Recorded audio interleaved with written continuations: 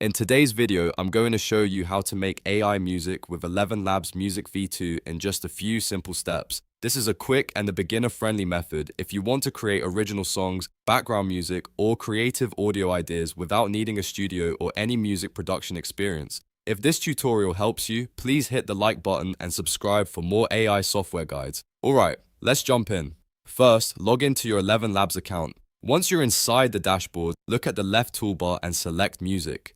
Depending on the version you see, it may also appear as elevenmusic or elevencreative.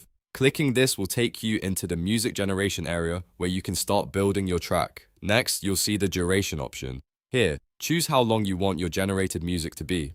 This is important because it helps you control whether you want a short clip, a longer background loop, or something more complete for your project. After that, choose the number of generations. This lets you decide how many different music outputs you want ElevenLabs to create for you at once.